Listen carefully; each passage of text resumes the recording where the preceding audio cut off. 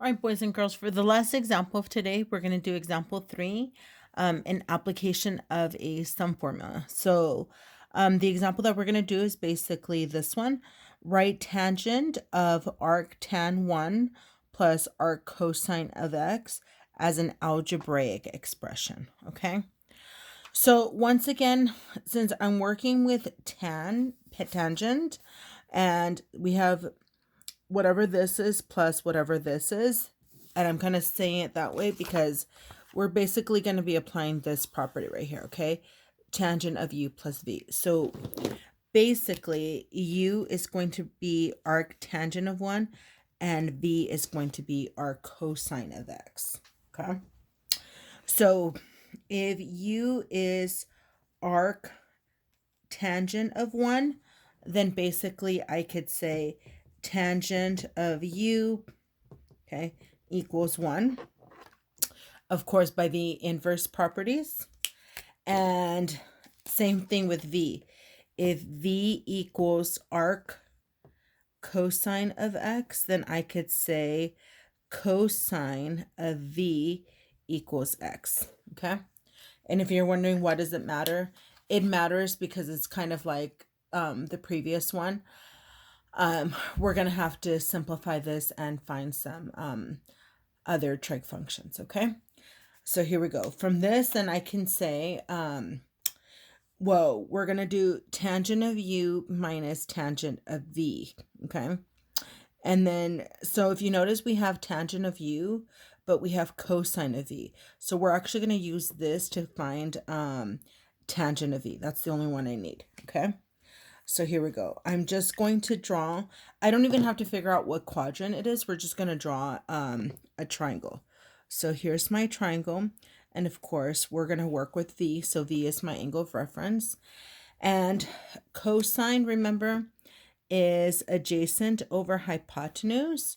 So the fact that we just ended up with x means that the adjacent side was x and the hypotenuse must have been 1, okay?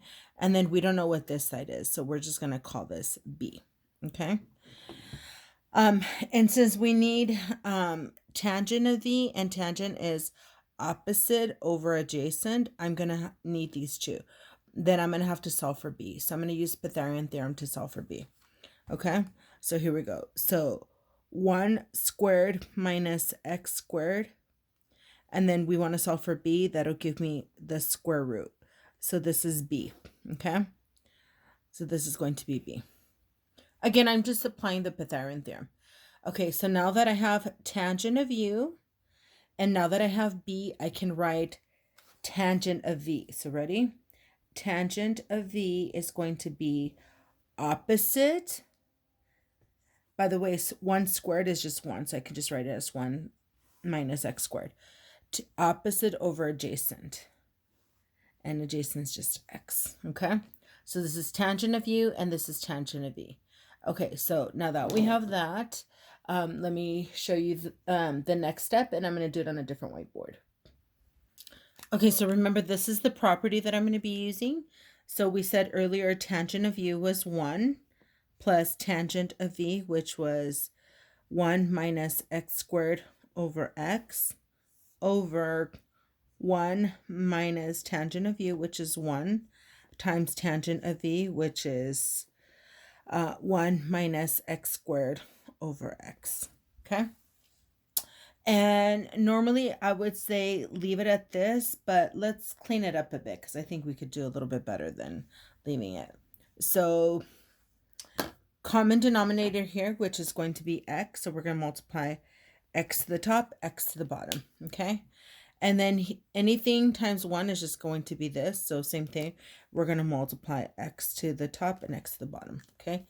So numerator and denominator. So now what we end up with is x plus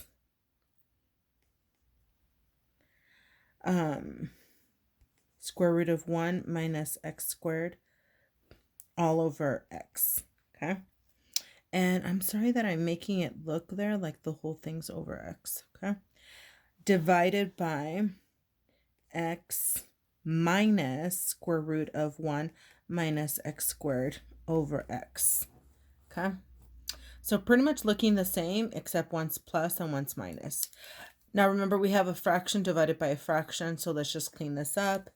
And I don't have enough room to write it here, so I'm just going to write this on the left-hand side. So we're going to have x plus square root of 1 minus x squared all over x, and then we want to multiply by the reciprocal.